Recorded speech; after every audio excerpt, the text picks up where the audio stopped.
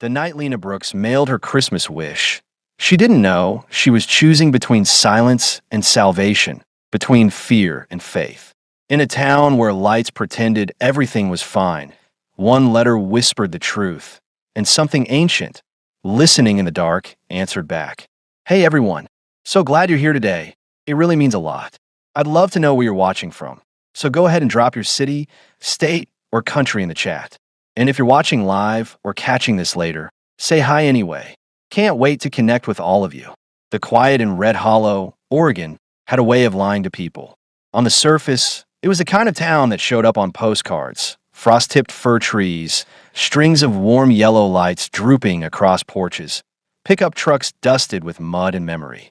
But quiet, Lena Brooks had learned, could be dangerous. Quiet could mean waiting. Quiet could mean bracing yourself. At 11 years old, Lena knew the exact sound of her father's truck before it turned onto their street. She could tell if the night would be safe just by the way the engine coughed. Tonight, it growled low and angry like something wounded and looking to bite. Inside the house, her mother, Rachel Brooks, folded the same dish towel 3 times without realizing it. Rachel was beautiful in a way that had nothing to do with mirrors, soft eyes, gentle hands, the kind of smile that tried to shield others from pain, even when it cost her everything. She had once dreamed of opening a flower shop. Now she measured her days in moods and footsteps. It's okay, Rachel whispered, more to herself than to Lena. Everything's fine. Lena didn't answer. She had learned that pretending was dangerous too. Her father, Mark Brooks, had not always been like this. That was the part no one ever understood. He could still be charming to strangers, still laugh too loud at the diner, still hold doors open like a gentleman. But at home, the walls flinched when he entered. The air changed. Words became weapons sharpened by disappointment and drink. Lena retreated to her room, clutching the folded paper hidden beneath her mattress. She had written it 3 days ago, hands shaking, pencil pressing so hard it nearly tore the page. She hadn't known where the words came from. Maybe desperation had its own language. Santa had always felt safer than adults. She waited until Mark's voice rose, until a glass hit the counter too hard, until her mother's silence became the loudest thing in the room. Then Lena slipped out the back door, coat pulled tight around her thin shoulders, breath puffing like little ghosts into the cold. The old red mailbox sat at the edge of town, paint chipped, flag rusted down. Everyone said it was broken. Everyone said no mail had been collected there in years. But Lena believed in things that didn't make sense to other people. She believed in Santa the way some people believed in gravity. Not because it was easy, but because without it, everything would fall apart. She slid the letter inside. For a moment, nothing happened. Then the mailbox hummed, just slightly, like a breath being taken. Lena didn't hear it. She was already running home. Far away, above a closed-down jazz bar in Portland, a man who wasn't quite a man opened his eyes. Elias Crow had lived long enough to recognize desperation when it found him. He felt it now, sharp and familiar, threading through the ancient enchantments he had laid decades ago. His apartment smelled faintly of coffee and old records. Outside, rain streaked the windows like restless fingers. He crossed the room and lifted the letter from thin air, the paper still warm with hope and fear. As he read, something inside him tightened. Still happening, Elias murmured. After all this time, Elias was not the kind of vampire stories prepared you for. He wore worn boots and flannel shirts, drove a dented truck, and drank synthetic blood because hurting people had never been the point. Long ago, he had made a promise to something older than Christmas, older than Santa himself. He wouldn't save the world. He would save homes. Back in Red Hollow, Mark Brooks slammed the door hard enough to rattle the windows. Rachel flinched. Lena counted her breaths. 1, 2, 3. If you've ever hated men like Mark, men who hide cruelty behind closed doors, ask yourself whose side you're on. People who excuse that kind of darkness stay silent. The rest speak up. If you believe fear should never rule a home, make it known. Only abusers and their defenders look away. That night, as Lena lay awake listening to the house hold its breath, something shifted. Not loudly, not violently, just softly. Snow began to fall, and somewhere on the road to Red Hollow, a truck cut through the dark, its headlights steady, its bed filled with flowers no one had asked for yet, but desperately needed. The snow didn't stop falling after Lena went to bed.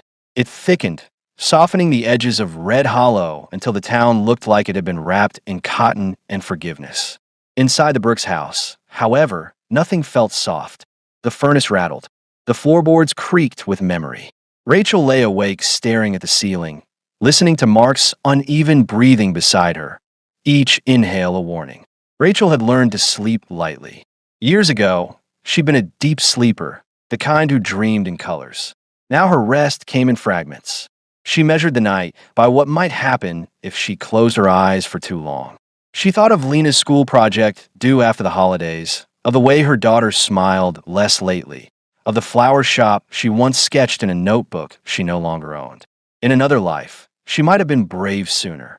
Outside, a truck rolled quietly down the highway toward Red Hollow. Elias Crow drove with both hands on the wheel, radio off, senses stretched wide. Snow didn't bother him. Cold didn't either. What weighed on him was the letter folded carefully in his jacket pocket, every word etched into his memory. He'd read it a dozen times already, and each time it burned the same. He had seen this before. Too many times.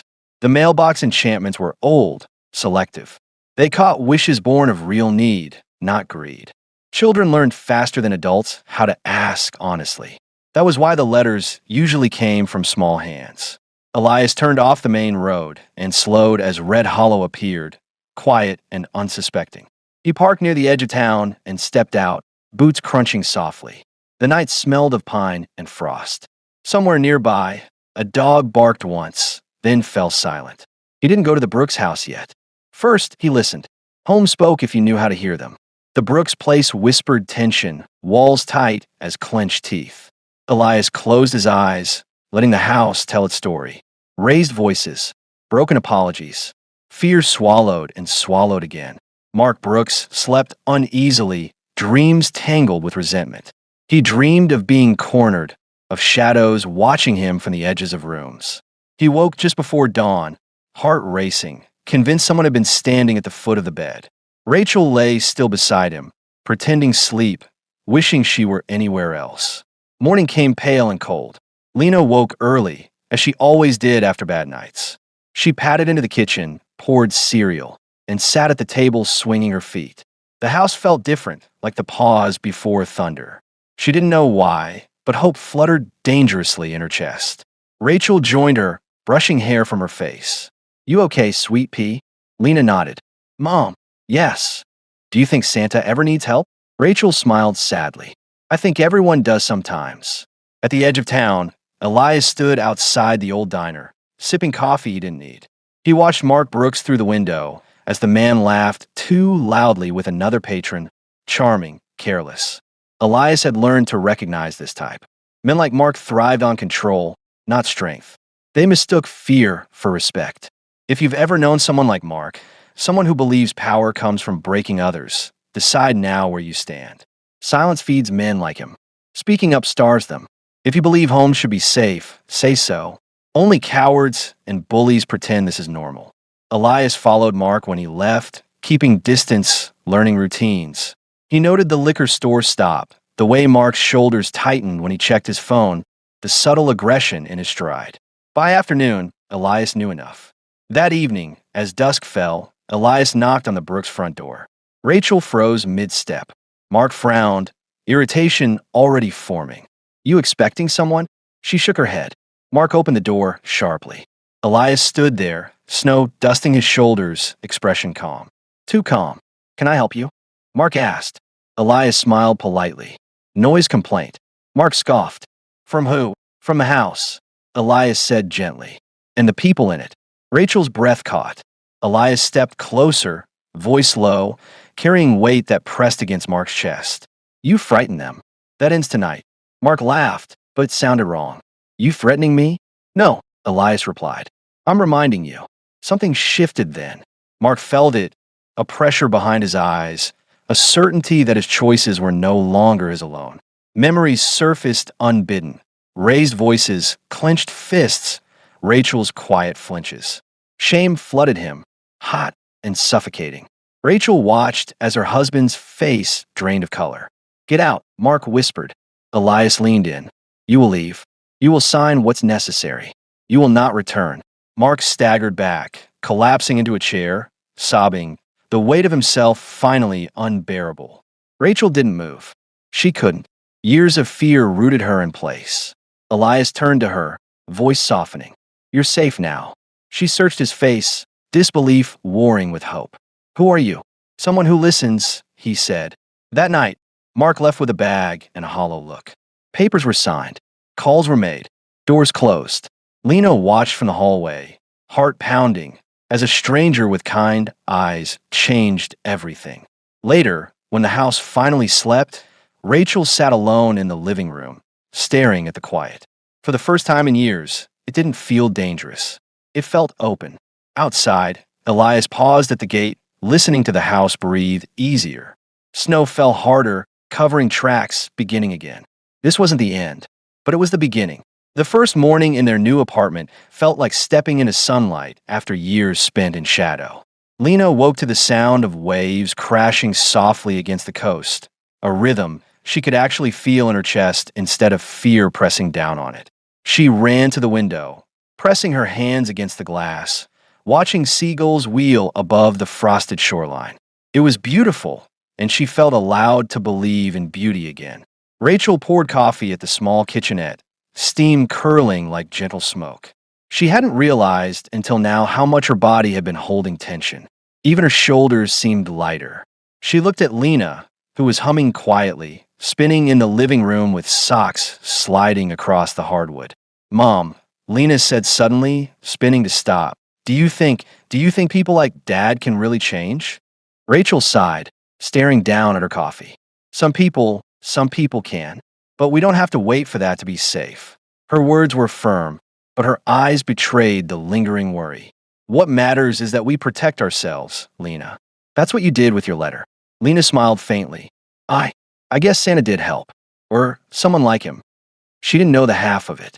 Elias was watching from the distance, a silent guardian in the shadows of town, making sure Mark Brooks never returned. By afternoon, Lena ventured outside for the first time in a week. The snow was heavier now, each flake dissolving on her mittens. Children ran past her, shouting and laughing, their cheeks red from cold and joy. She smiled genuinely for the first time in a long while. This, freedom, felt like a taste she hadn't known she'd been starving for. Rachel stepped out behind her, holding a small bag of groceries. I've been thinking, she said, tucking Lena's scarf tighter. Maybe it's time we finally do something we've always dreamed of. Open a small flower stall. Something small. Something ours. Lena's eyes widened. Really? Rachel nodded.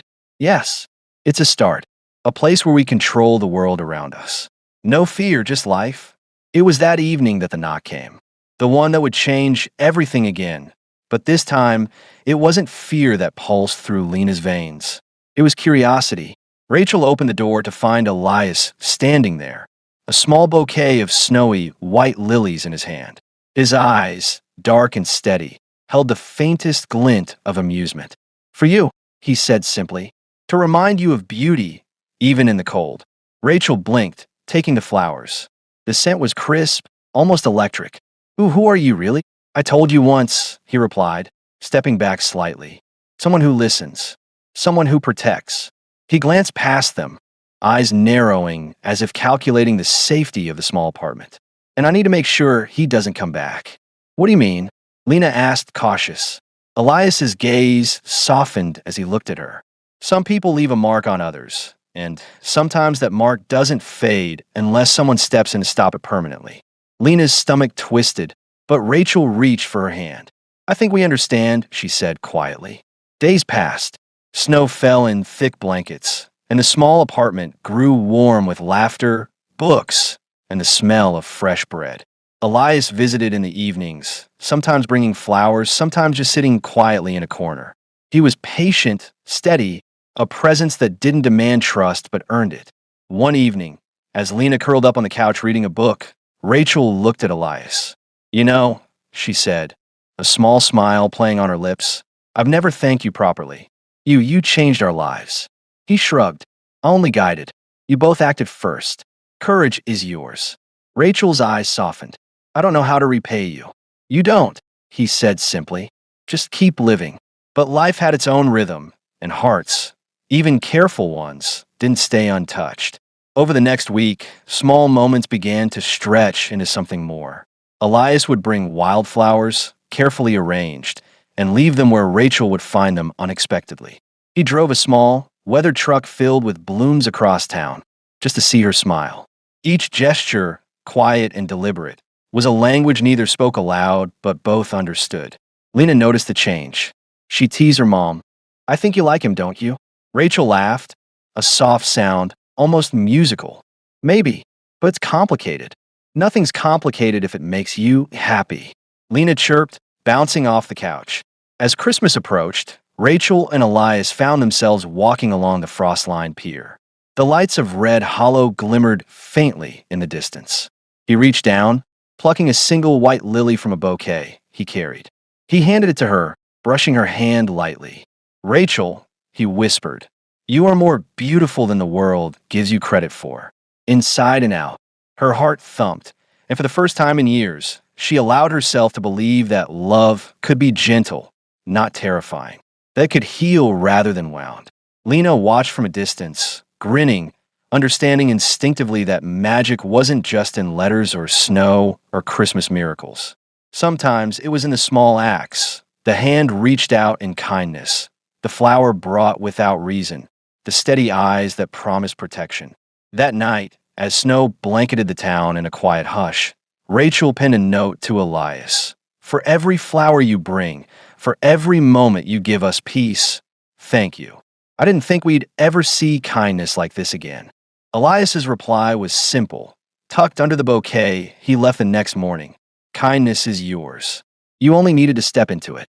But even as the warmth of newfound love and safety surrounded them, Lena couldn't help but feel the faintest tug of worry. Mark Brooks was gone, yes, but shadows didn't always leave completely. The world was still big and sometimes dangerous. She trusted Elias, but she also knew that vigilance had a way of being quiet, hidden in plain sight. And that was when she realized something important. Real magic wasn't just about protection. It was about courage, about taking your life back, about choosing love, even when fear tried to push it away. Outside, the wind whispered through the coastal pines, carrying promises of snow and hope. Inside, the apartment hummed with laughter, the scent of flowers, and the quiet certainty that hearts broken long ago could still learn to beat freely again. And in that moment, Lena thought, maybe, just maybe this really was a Christmas miracle. The mornings in the little coastal apartment had become a ritual. Rachel would brew coffee, Lena would make pancakes, and Elias would arrive quietly, always carrying something unexpected, a bouquet of wildflowers, a rare book he thought Rachel would like, or even just a smile that reached his eyes in a way that made her forget how heavy the world had once felt. It had been 2 weeks since Mark Brooks had vanished, and for the first time, Rachel realized she was breathing without tension coiling in her chest. Every knock on the door no longer made her flinch. Every car that passed wasn't a threat. But there was one knock she never expected. Elias, standing there with the sun glinting off the snowflakes on his shoulders, holding a small potted plant, a single white lily, its petals trembling with frost. I thought you might like this, he said softly, holding it out. His hand brushed hers, and warmth spread, faint but unmistakable. Rachel smiled, a shy, uncertain smile that had nothing to do with fear and everything to do with hope. You always find a way to make us feel alive. Elias didn't reply. Instead, he stepped back and gestured toward the truck parked outside. It was old, dented, and covered in a dusting of snow, but its bed was packed with flowers, roses, lilies, daisies, and every blossom Rachel had ever loved. What is all this? She asked, astonished. A reminder, Elias said, voice low and tender, that beauty exists even after fear, that love exists even after pain. Rachel felt a lump rise in her throat. She wanted to cry, to laugh, to thank him, to tell him everything her heart had been holding for years. Instead, she simply nodded, accepting the flowers, the gesture, the meaning. Lena bounded outside, eyes wide. Mom, look at all the flowers. Are they for us? Yes, Rachel said, tears prickling at the edges of her eyes. For us, and for new beginnings. Elias stayed close, watching the mother-daughter duo with a quiet pride. Over the past weeks, he had grown fond of both in ways he had thought impossible. Protecting people had always been enough for him, but watching them laugh freely, watching them hope again, it stirred something deeper in his chest, something that made him realize he wanted more than just a guard. He wanted to be part of their happiness. That night, as the snow fell heavy and silent, Rachel found herself walking along the pier with Elias once again.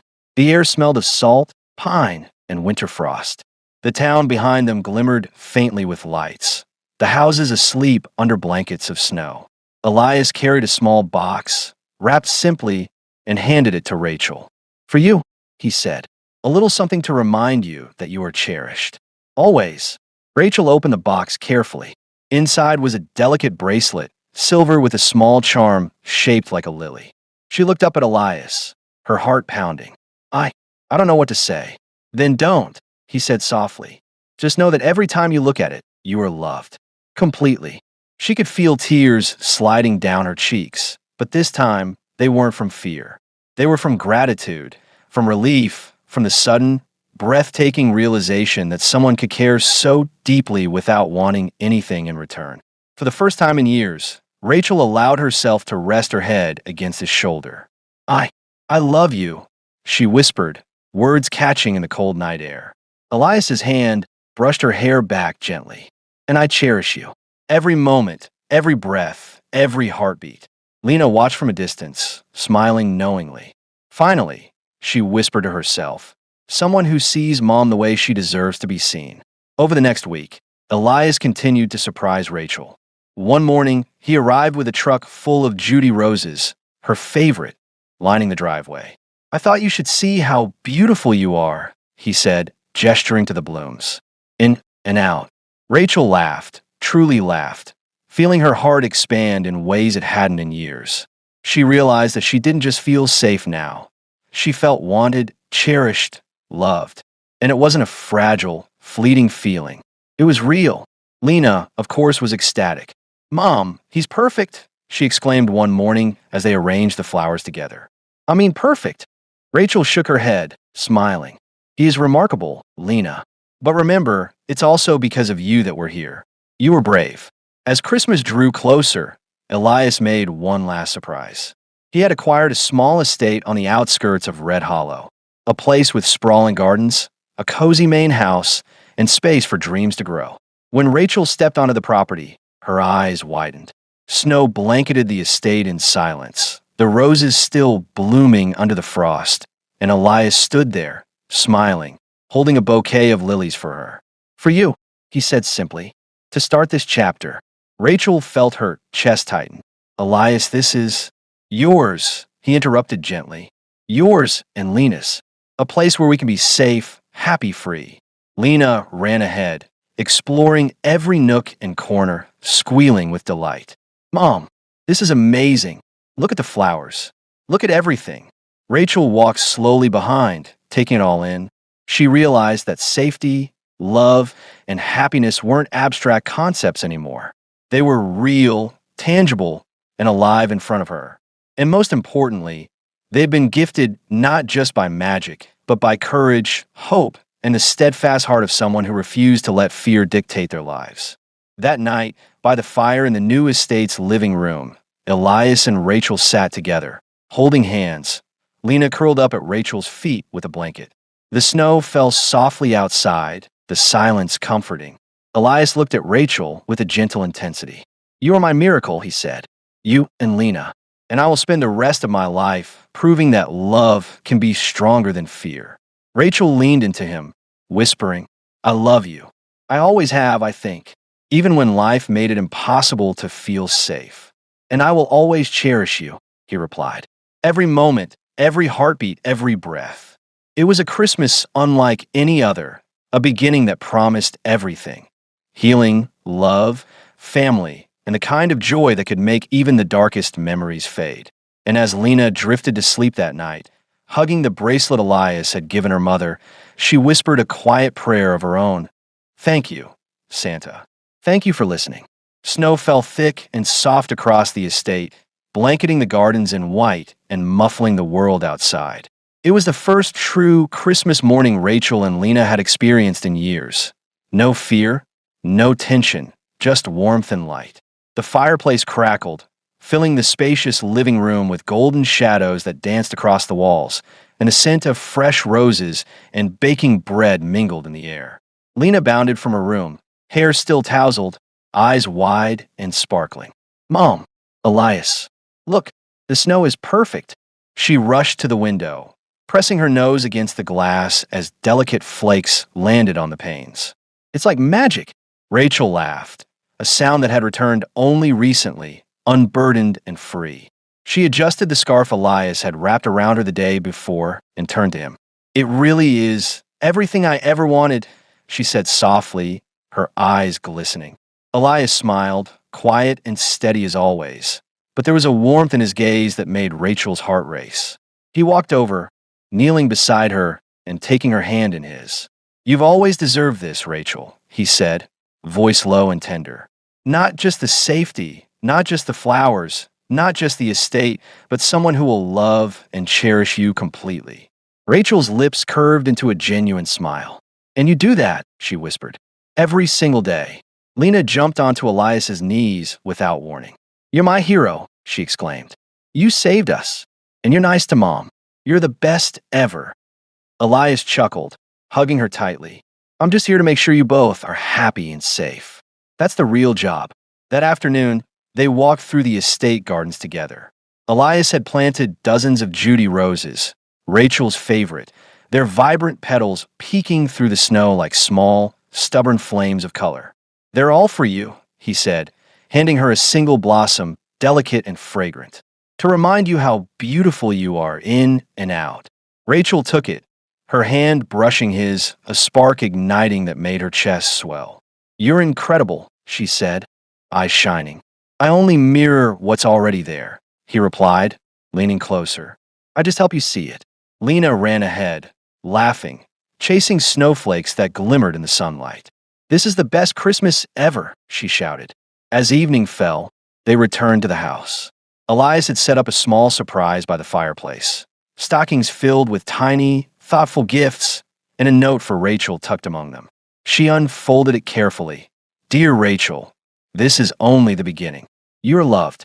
You are cherished. You are safe. Always. E. Her eyes filled with tears as Elias knelt beside her again, taking her hand in both of his. I don't want to just protect you, he said, voice trembling slightly with emotion. I want to build a life with you. A life where fear never overshadows love. Where every day is a choice to be happy together. Rachel leaned into him, tears spilling freely now. I love you, Elias. I've never been this sure of anything in my life. And I will spend every day proving I cherish you, he whispered. Lena, sensing the moment, tugged at Elias's sleeve. Mom, tell him you'll marry him, she teased, her eyes sparkling. Rachel laughed, wiping her cheeks. Yes, she said softly. Yes, I will. Elias smiled, a deep, unguarded smile, and kissed her gently. It was a kiss full of promise, of healing, of a future neither of them had dared to hope for until now. Later that night, they sat by the fireplace, the snow still falling outside, blankets draped over their shoulders. Elias pulled out a small photo album he'd prepared, filled with sketches, notes, and photographs of the estate and the gardens he'd planted for them. I want us to remember every step, he said. Every day, we choose each other. Rachel looked at him, heart overflowing. I can't believe this is real, she said softly. After everything, it's all real. It is, Elias said, holding her hand over his heart. Because you believed in something better. Because Lena believed. And because you both allowed me in. Lena yawned, finally curling up between them, tired but blissfully happy. I think Santa really did help, she whispered, eyes closing. Rachel kissed her forehead. Yes, she said softly. Santa, and someone else who listens. Outside, the snow continued to fall in gentle waves, each flake a quiet witness to a miracle that had nothing to do with toys or wishes, and everything to do with courage, love, and protection. The Brooks family was whole again. They were safe, and for the first time in years, they could dream without fear. As the fire crackled, Elias turned to Rachel, brushing a stray hair from her face. "You are my home," he whispered. "And you are mine," she replied, leaning into him.